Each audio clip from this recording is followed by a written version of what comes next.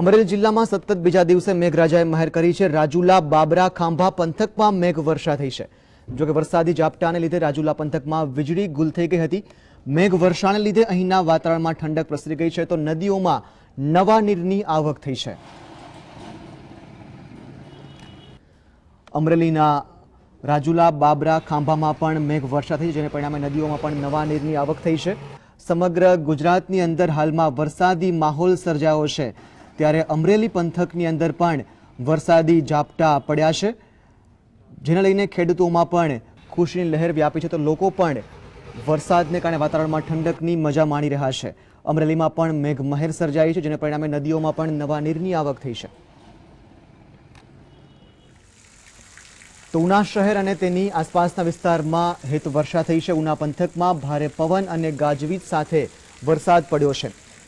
સતત બીજા દિવસે ઉના પંથકમાં સારા વરસાદથી ખેડૂતોના હૈયે ટાઢક વળી છે।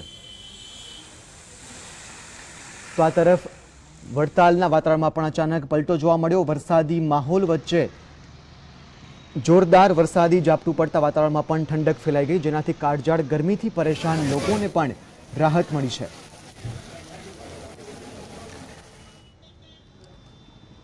તો ભારે પવન સાથે વરસાદ સમગ્ર રાજ્યમાં વરસી રહ્યો છે। રાજ્યની અંદર વરસાદી માહોલ પણ છવાઈ ગયો છે, જેને પરિણામે વાતાવરણમાં પણ પલટો આવતા કાળઝાળ ગરમીથી ત્રસ્ત લોકોને ઠંડકનો અહેસાસ થઈ રહ્યો છે।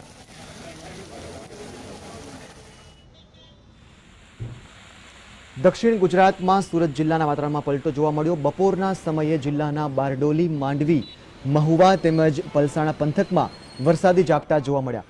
2 દિવસથી સુરત સહિત દક્ષિણ ગુજરાતના અનેક વિસ્તારો વાતાવરણમાં ફેરફાર થયો। વરસાદના કારણે વાતાવરણમાં ઠંડક ફેલાતા કાળઝાળ ગરમીથી લોકોને રાહત મળી છે। તો બીજી તરફ હજુ પણ સાર્વત્રિક વાવણી લાયક વરસાદ થાય તેવી ધરતીપુત્રો આશા સેવી રહ્યા છે।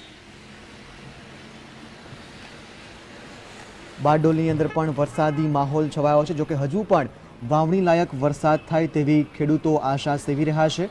જોકે હાલમાં દક્ષિણ ગુજરાતની અંદર પણ વરસાદ વરસી રહ્યો છે। બારડોલીમાં પણ વરસાદ પડ્યો છે। તો આ તરફ સમગ્ર ગુજરાતમાં સૌરાષ્ટ્ર, કચ્છ, દક્ષિણ ગુજરાત, મધ્ય ગુજરાત સહિત ઠેર ઠેર વરસાદી ઝાપટા પડી ચૂક્યા છે। વીજળીના ચમકારા, વાદળોના ગડગડાટ, મોરના ટહુકા અને ભીની માટીની સુગંધ સાથે દક્ષિણ ગુજરાત અને સૌરાષ્ટ્રમાં મેઘરાજાએ ધમાકેદાર એન્ટ્રી લીધી છે। વાપી તેમજ દમણ અને આજુબાજુના વિસ્તારોમાં જોરદાર પવન સાથે વરસાદ પડ્યો, જેના પગલે સમગ્ર વાપી પંથકમાં વાતાવરણમાં ઠંડક ફેલાઈ છે।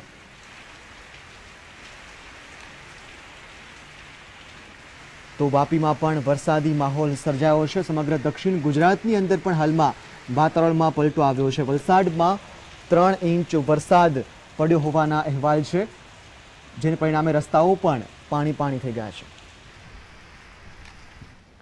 તો દક્ષિણ ગુજરાતમાં વલસાડમાં પણ મેઘરાજાની ઓફિશિયલ એન્ટ્રી થઈ ચૂકી છે। ગત રાત્રિથી વીજળીના કડાકા સાથે વલસાડ જિલ્લાના તમામ વિસ્તારોમાં વરસાદ પડ્યો। મોડી રાતથી અત્યાર સુધીમાં જિલ્લામાં સરેરાશ 3 ઇંચ વરસાદ પડી ચૂક્યો છે।